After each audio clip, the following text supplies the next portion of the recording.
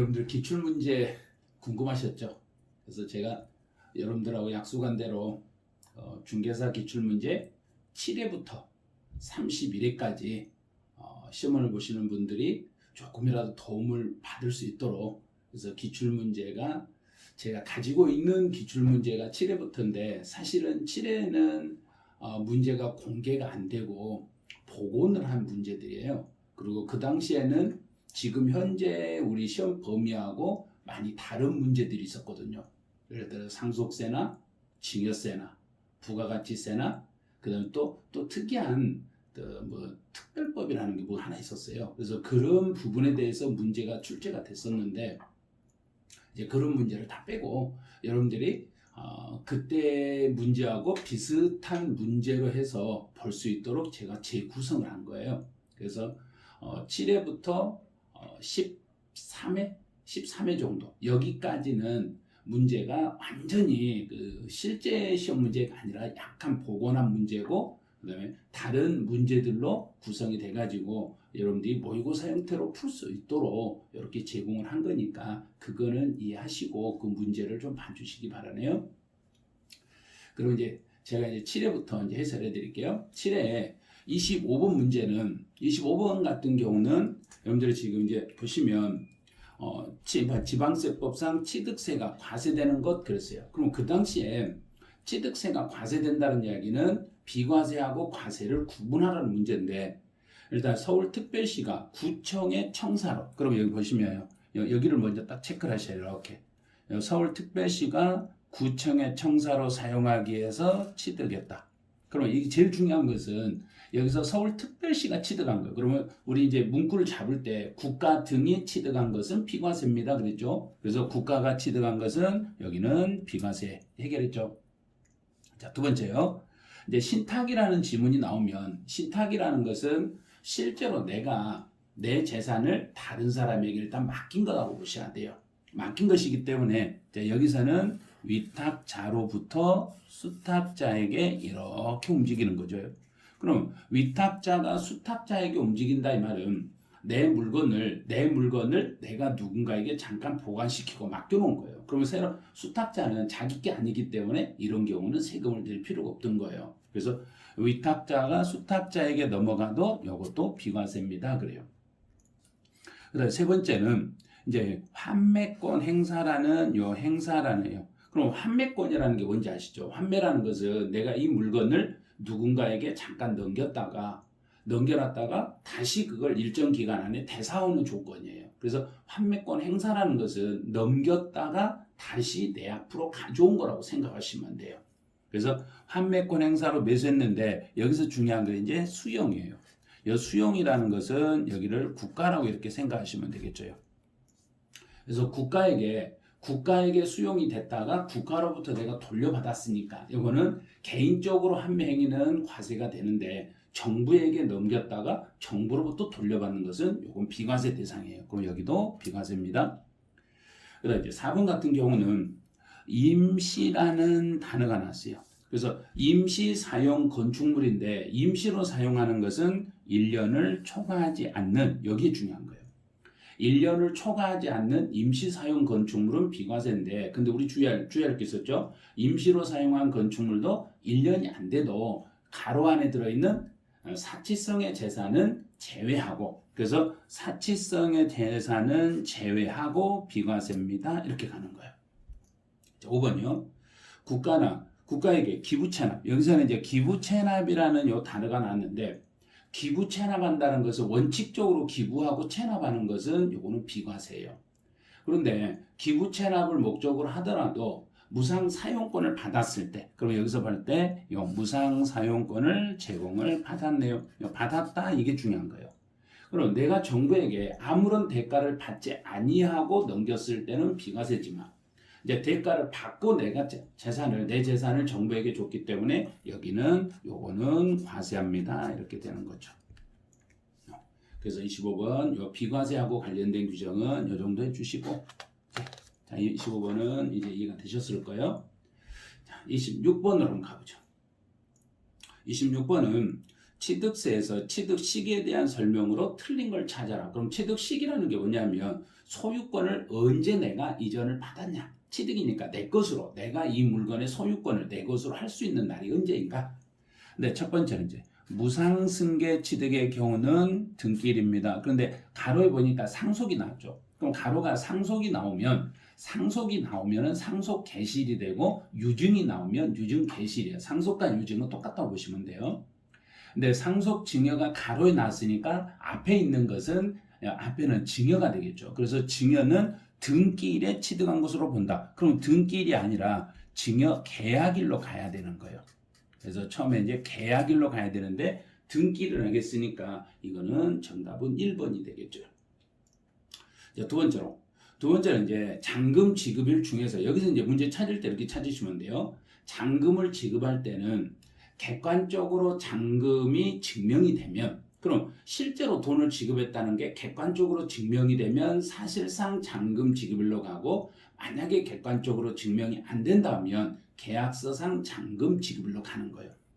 그래서 2번은 국가로부터 유상으로 취득했으니까 사실상 잔금 지급일로 갑니다. 그러면 국가로부터 유상 취득하는 것은 사실은, 왜냐하면 객관적으로 증명이 되잖아요. 정부에게 돈 줬다는 사실이 증명이 되니까.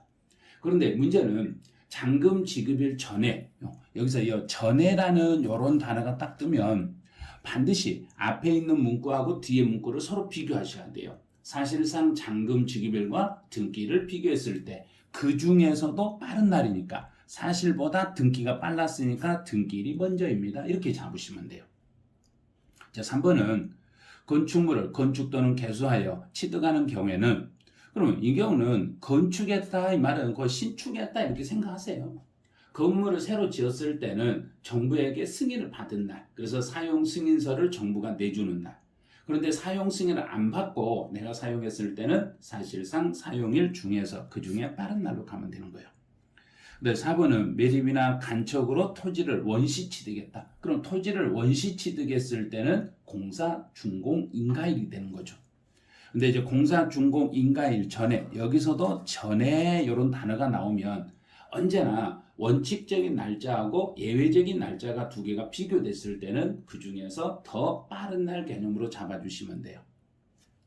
이제 5번에 연부로 취득했어요. 그럼 연부라는 단어가 이렇게 딱 떴을 때는 제일 먼저 생각할 게, 연부는 2년 이상에 걸쳐서 돈을 나눠서 지급하는 건데 일반적인 거래에서는 이게 불가능해요. 그래서 연부로 거래했을 때는 주로 연부란 말만 딱 뜨는 순간, 아 이거 국가하고 관련, 이렇게 얼른 생각해 버렸어요. 국가하고 관련이 돼 있다. 그럼 국가하고 관계가 되어 있으니까 언제나 객관적으로 증명이 됐다고 보는 거예요. 국가하고 관계되는 것은 객관적으로 증명이 됐으면 사실상 연부금 지급일로 가겠습니다. 이렇게 가는 거죠. 그래서 정답은 여기는 1번이었네요. 이제 27번은 취득세에 대한 설명으로 옳지 않는 거. 근데 1번은 과세 표준 지문이네요. 과세 표준이라고 딱 뜨면, 이 과세 표준이라고 나오면은 언제나 본인이, 취득세는 내가 하는 거예요. 그래서 취득 당시의 신고 가격, 제일 중요한 게 취득 당시의 신고 가격이에요. 만약에 신고를 하지 않았을 때는 내가 신고를 안 해버리면 시가 표준액으로 가요. 그 다음에 이제 연부라는 단어가 나오면 무조건 연부는 국가하고 관계가 돼 있기 때문에 사실이라는 개념을 빨리 찾으세요. 연부하고 관련이 되어 있으면 사실을 찾으시면 돼요. 그 다음에 연부에 대한 과세 표준을 잡아라 그러면 실제로 지급한 액수들, 매번 돈을 주면 실제로 지급한 그 금액을 과세 표준으로 잡아주시면 돼요. 이제 2번은 이제 건축 또는 개수로 면적이 증가할 때, 여기서 보면 건축이나 또는 개수로 인하여 면적이 증가할 때 그랬네요. 면적이 증가된다는 이야기는 기존에 있었던 면적이 아니라 새로운 면적이라는 이야기예요. 새롭게 다시 면적이 만들어졌으니까 그 부분은 원시 취득으로 보셔야 돼요. 원시 취득으로 봐서 세율을 적용하니까 원시 취득은 2.8%의 세율을 적용하시면 돼요. 이제 3번은 고급 오락장용 부동산을 취득하는 경우에는, 이제 고급 오락장들은 우리 사치성이죠. 그래서 고급 오락장용 부동산을 취득했을 때는 사치성의 재산이기 때문에 사치하는 물건이면 사치 그러면 100분의 500이 아니라 100분의 400 이렇게 하죠. 그래서 정답은 3번 이렇게 잡으시면 돼요. 4번은 취득세 과세 물건을 취득한 자. 우리 물건을 취득했으면 취득한 날로부터 여기서 취득한 날로부터 60일이고 상속이라는 게 나오면 어떻게 푸는지 알죠? 상속이 나오면 무조건 상속 개시일이 속하는 달의 말일 요걸 잡으셔야 돼요. 여기를요. 상속은 상속 개시일이 속하는 그 달 말일부터 우리나라에 주소가 있으면 6개월인데 외국에 한 분이라도 주소가 있으면 9개월로 바뀌는 거예요. 그다음에 이제 동그라미 5번 같은 경우는 이건 이제 상당히 어려운 지문이었는데 이제 물건을 취득한 후에 신고하지 아니하고 매각했다. 여기를 미등기 전매라고 이렇게 하시면 돼요. 미등기 전매죠. 그럼 미등기 전매는 내가 물건을 구입해 가지고 내 앞으로 등기도 안 하고 팔아먹었으니까 내가 물건을 취득해서 등기하지 않고 팔았을 때는 이런 경우는 미등기 전매가 되면은 중가산세라고 해서 80%의 가산세를 물으셔야 돼요. 80%를 포함하여 정부가 고지서를 보낼 건데 근데 이제 여기는 예외 규정들이 있었죠. 단 등기나 등록이 필요하지 아니한 물건을 등기하지 아니하고 신고하지 아니하고 매각했을 때는 그때는 중가산세를 적용하지 않습니다. 단 예외적으로 등기가 필요하지 않는 물건일지라도 각종 회원권에 대해서는 등기에 신고하지 않고 매각했을 때는 80% 중과산세 적용이 된다는 거 생각나시죠? 네. 그래서 27번은 3번이 답이었어요. 28번 가보죠. 이제 28번은 등록면허세 문제네요. 등록면허세에 대한 설명으로 틀린 걸 찾아라. 그럼 이제 첫 번째에서 납세 의무자라는 문제가 나와요. 그래서 등록면허세는 이제 한 문제 정도 이렇게 출제가 되는데 이제 종합 문제니까 전체 흐름을 봐야 돼요. 납세 의무자는 공부상. 그래서 여기서는 이제 언제나요? 공부라는 걸 먼저 생각하세요. 공적 장부. 등기부나 등록부상에 등기나 등록부상에 이름을 기재한 자. 그래서 등기 등록을 하는 자. 등기 등록을 하는 자 이 말. 여기서 등기나 등록을 한 자라는 이야기는 등기부상에 이름을 기록한 그 사람이 등록면허세 납세물을 지는 거예요.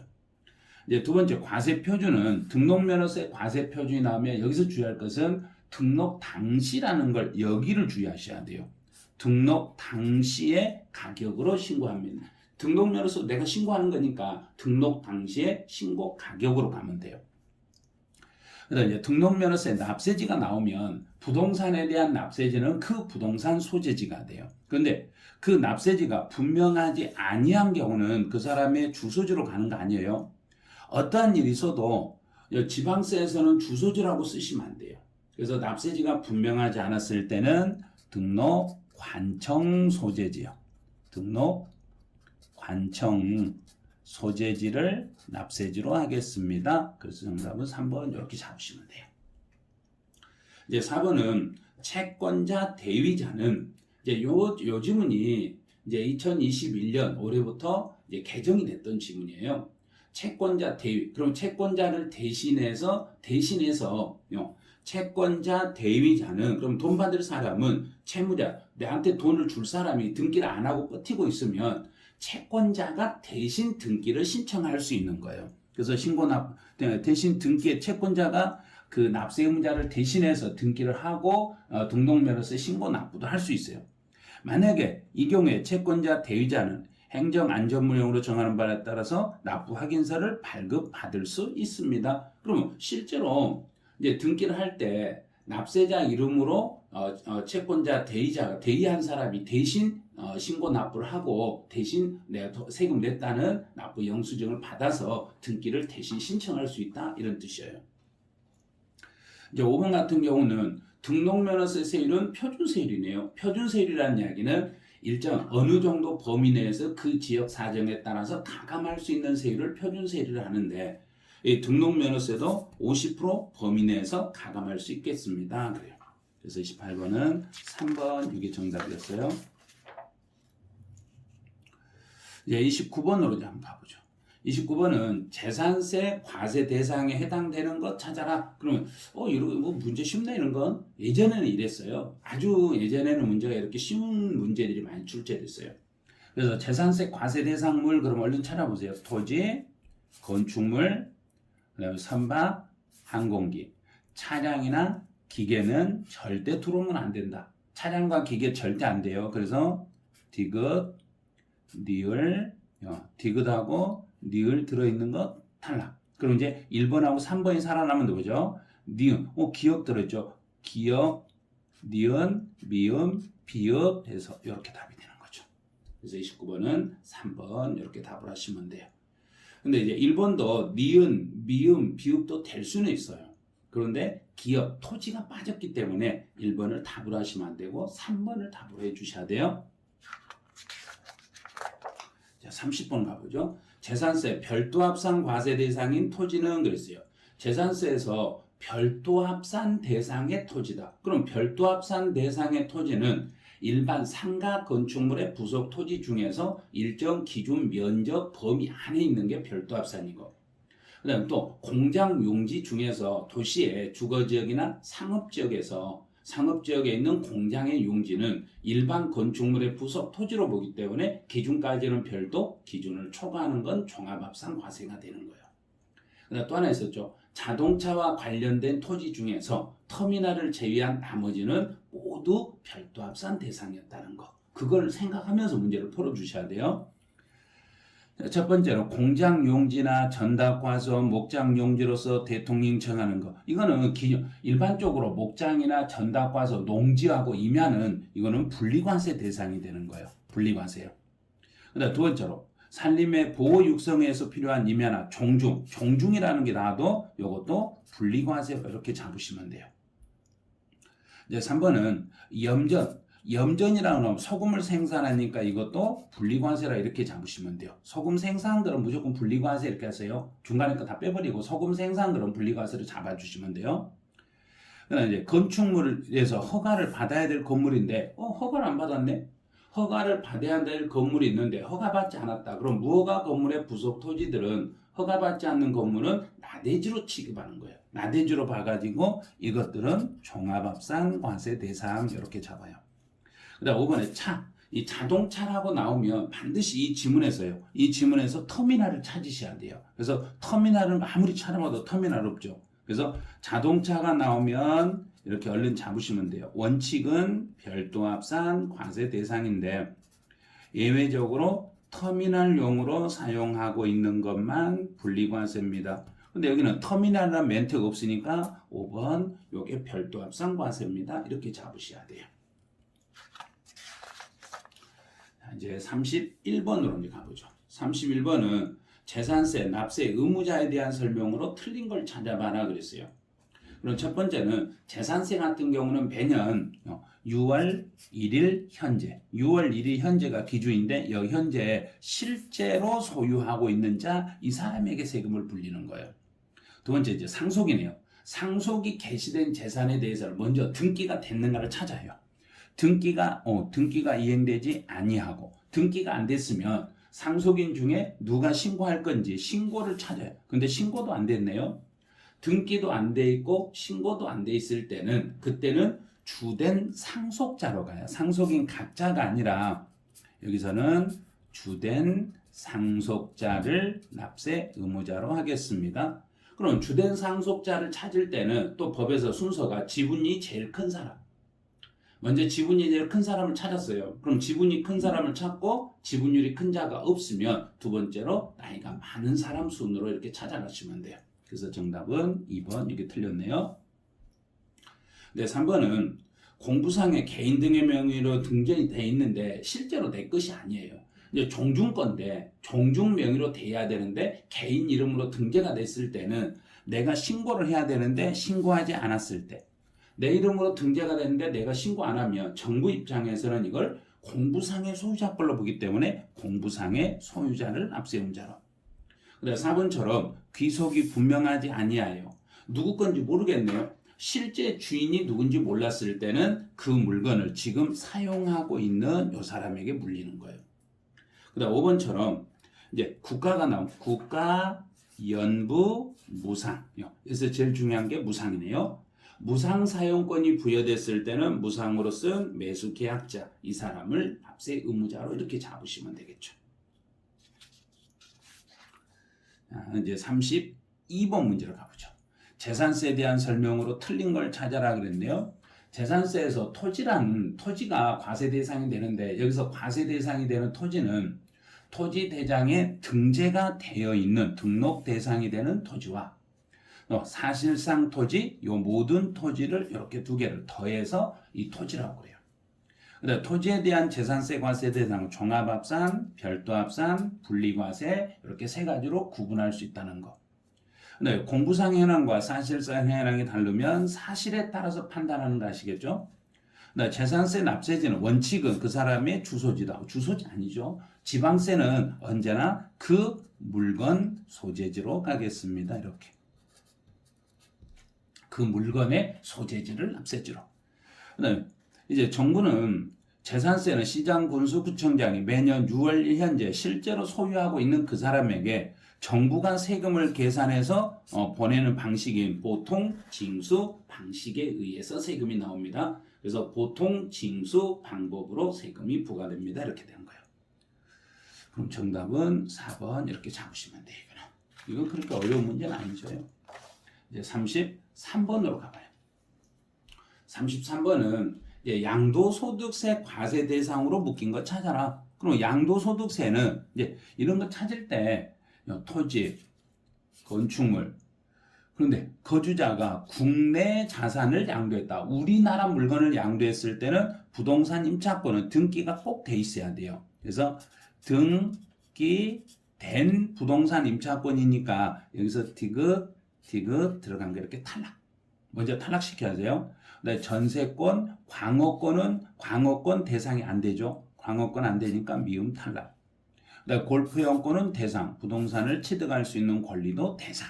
이렇게 돼요. 그러면 기역, 니은, 리을, 비읍, 시읍. 그래서 3번 이렇게 답을 하시면 돼요.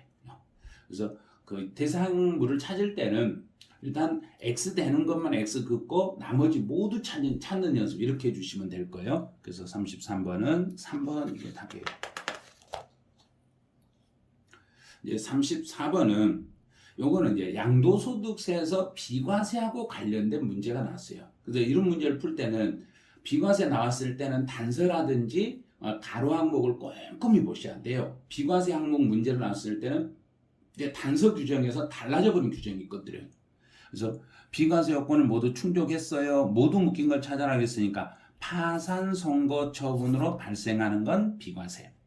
농지납, 교환이나 분합으로 발생하는 소득도 비과세 요건을 충족했다고 했으니까 비과세가 되는 거예요. 그럼 비과세 요건을 충족할 때는 상방 토지가액의 차액이 큰 편의 4분의 1 이하가 되면 그때 비과세 되는 거 아시겠죠? 2년 이상 보유한 1세대 1주택인데 고가주택은 제외하셔야 돼요. 고가주택은 제외하고 비과세를 받을 수 있습니다. 근데 이에 딸린 토지는 그러면 주택은 위에 건물은 비과세가 되는데 아래에 있는 딸린 토지는 지금 현재 2021년 12월 말까지는 2021년까지예요. 2021년 12월 말까지는 도시지역 안에 있는 주택이라면 5배만큼 비과세가 되고 도시지역 밖에 있을 때는 10배까지 비과세 혜택을 받을 수 있어요. 그래서 그 면적의 지역별로 배율을 곱하여 산정한 면적 이내의 토지는 요거는 비과세가 가능합니다. 네 번째는 경계, 지적 재조사를 통해서 경계 확정으로 인하여 면적이 감소되고 지급받은 조정금 요것도 2년 전부터 비과세 규정으로 들어왔어요. 그럼 전부 비과세네요. 그럼 가나 다라 이거 전부. 그래서 34번 이거는 전부 비과세 혜택을 받을 수 있습니다. 35번으로 가보죠. 35번은 이제 양도 차익 계산 시 양도가액에서 공제하는 필요 경비가 아닌 걸 찾아라. 그럼 이 필요 경비 문제가 났을 때는 무조건 필요 경비 문제가 딱 뜨면 어떤 식으로 찾냐면 일단 증빙이 있었을 거다. 그거 이제 필요 경비로 인정받을 수 있는 증빙을 수치 보관을 했거나 만약에 증빙이 없었을 때는 금융거래 사실에 의해서 확인이 되셔야만 필요경비로 인정이 돼요. 이제 본래 용도를 변경하기 위한 개조비라든지 원상회복이나 능률 유지를 위하여 지출한 비용이라든지 그러면 원상회복이나 능률 유지를 해서 지출한 비용 이건 수익적 지출이네요. 이런 게 이제 수익적 지출액이에요. 그럼 수익적 지출액이라는 것은 필요경비로 인정이 안 되는 거 아시죠? 수익적 지출은. 그다음 양도소득세 과세표는 신고시. 그러면 세무사에게 내가 양도소득세 대리를 맡겼을 때 세무사가 대신 양도소득세를 신고해주고 그 받아갔던 비용들이죠. 그 비용도 필요경비로 인정이 되고 계약서 작성 비용도 양도할 때 계약서 작성 비용도 필요경비로 인정이 돼요. 근데 양도하기 전에 이용의 편의를 위한 방확장 공사를 했는데 여기서 방확장 공사를 하면서 이로 인하여 가해치가 증가됐네요. 방을 확장했더니 방 확장으로 인하여 우리 주택의 값어치가 증가됐으니까 자본적 지출로 필요경비로 인정이 돼요. 근데 매매계약에 따른 인도의무를 이행하여서 양도자가 지출한 명도비용 이것도 필요경비로 인정이 됩니다. 그러면 이제 수익적 지출은 원상회복이나 능률 유지를 위해서 지출한 비용이 이게 수익적 지출이기 때문에 이런 게 이제 35번은 이제 2번이 정답이 되는 거예요. 그래서 문제를 이렇게 푸실 때 여러분들이 이 하나씩 이렇게 문제를 풀면서 이거 문제가 어려운 것도 같고 쉬운 것도 같고 막 이러시면 기본적으로 어떤 이제 필요경비를 찾을 때 어떻게 찾냐면 공사하는 것인가 공사비인가 공사비가 아닌가를 찾으시면 돼요. 일단 제가 이제 수업 시간에 어떻게 하냐면 자본적 지출하고 수익적 지출을 찾을 때는 공사할 때는 망치질하는 거, 망치할 때는 들어가는 것은 요거는 자본적 지출. 이제 붓으로 바르고 하는 것들은 수익적 지출이기 때문에 그거는 능률 유지라든지 지금 상태 유지를 하기 위해서 들어간 것은 요건 수익적 지출이라 필요경비로 인정을 받을 수 없습니다. 그래요. 이제 36번으로 한번 가보죠. 36번은 이제 세율에 대한 문제인데 요 세율은 2021년에 많이 개정이 되다 보니까 개정된 내용으로 공부를 해 주셔야 돼요. 이제 국내 자산을 양도했을 때 세율에 대한 내용으로 옳지 않는 걸 찾아봐라. 그럼 미등기 상태로 팔았을 때는 70%예요. 보유기간 생각하면 안 돼요. 미등기는 보유기간하고 상관없이 일단 70%. 등기되고 건물을 6개월. 그럼 토지 건물은 6개월 안에 팔면 50%. 등기되고 주택인데 조정 대상 지역 이외 1주택 소유자네요. 2년 3개월을 보였으면 6에서 45%. 기타 자산은 보유기간 묻지 말고 무조건 6에서 45% 이렇게 가는 거예요. 그래서 기타 자산 같은 경우는 보유기간하고 상관이 없어요. 보유기간 상관없이 무조건 6에서 45%. 네, 이제 등기되고 사업용 토지고 2년 5개월, 2년 넘었으니까 일반적인 세율에 사업용이네. 사업용. 비사업용이 아니라 사업용 토지니까 2년 넘었으면 6에서 45%. 만약에 여기서 비사업용 토지를 물어본다. 그럼 비사업용의 토지를 물어보면 일반적인 세율에다가 10%를 할증하면 되니까 16에서 55% 이렇게 잡으시면 돼요. 여기가 비사업용이면 10% 할증. 일반적인 사업용 토지는 6에서 45% 이렇게 잡으시면 돼요. 그래서 36번은 4번 이게 정답이 돼요. 이제 37번 같은 경우는 이제 예정 신고인데 여기서는 부담부 증여가 아니라는 걸 생각하셔야 돼요. 그래서 토지를 우리나라에 있는 토지를 5월 3일 날 양도했으니까 5월 3일 날 양도하면 양도일이 속하는 달의 말일부터 2개월 이내에 예정 신고하면 돼요. 그러면 2개월 안에 예정 신고하니까 5월 달이니까 7월 31일 이렇게 가면 돼요. 만약에 이게 부담부 증여다. 그러면 양도일이 속하는 달의 말일부터 3개월 이내가 되는데 부담부 증여는 아니라겠으니까 양도일 5월 3일 플러스 2개월이니까 5월달 빼고 2달 6월 7월 말까지 이렇게 해주시면 돼요. 이제 38번은 소득세에서 분할납부에 대한 내용이네요. 그럼 분할납부는 납부할 세금이 1,000만 원을 초과해야 돼요. 그럼 이제 니은이에요. 첫 번째는 니은이 들어가겠죠. 니은. 그 다음에 양도소득세니까 소득세니까 2개월 이내에 2개월 그럼 미음 이렇게 들어가면 돼요. 그래서 1,000만 원을 초과했을 때 2개월 안에 분할 납부를 신청할 수 있습니다. 여기서 1,000만 원은 예정 신고든 확정 신고든 모두 다 가능하다는 거 기억나시죠? 그래서 정답은 4번이었어요. 39번이네요. 39번 같은 경우는 납세의무의 성립 시기에 대한 설명으로 옳지 않는 걸 찾아봐라. 취득세는 과세 물건을 취득했을 때, 등록면허세는 등록했을 때, 가산세는 가산할 그 지방세 납세의무가 가산해야 될 그 세금의 납세의무가 성립이 됐을 때, 지방교육세는 과세 표시되는 세무. 그럼 앞에 본래 세금들이 성립을 하면은 지방교육세는 부가세니까 따라서 성립하는 거예요. 근데 재산세는 이거 너무 쉽네요. 6월 1일이네요. 그래서 재산세는 6월 1일이 성립 시기가 되는 거예요. 이제 40번 문제로 한번 가보죠.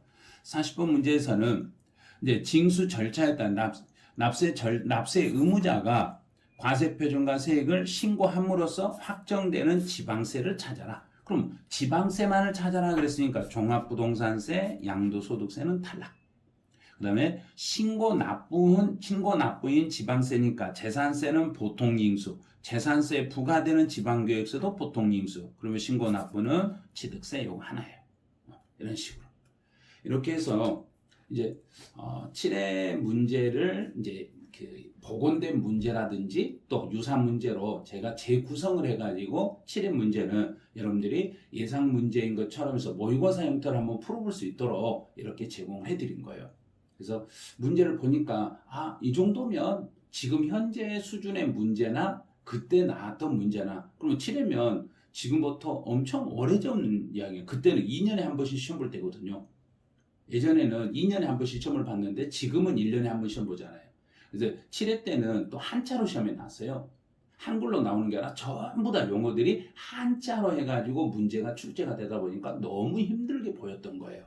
근데 지금은 한글로 나오고 그때 문제나 지금 문제나 수준은 거의 비슷해요. 그런데 약간 요즘은 해석 사항들을 더 가미해가지고 출제하기 때문에 예전 문제보다 어렵게 느껴진 것 뿐이고 예전에는 그냥 단답형으로 알 수 있는 문제들을 이렇게 출제를 해준 거였어요.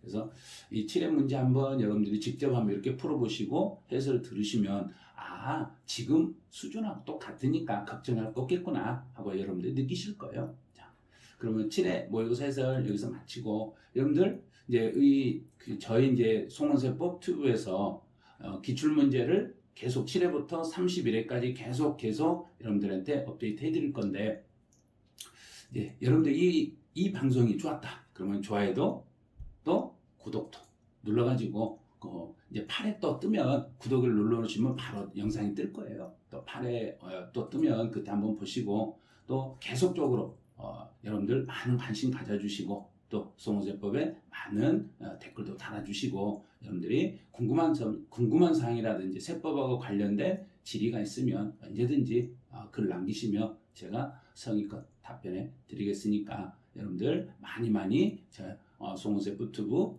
이용해 주시기 바라네요. 여기서 7회 해설을 마치죠.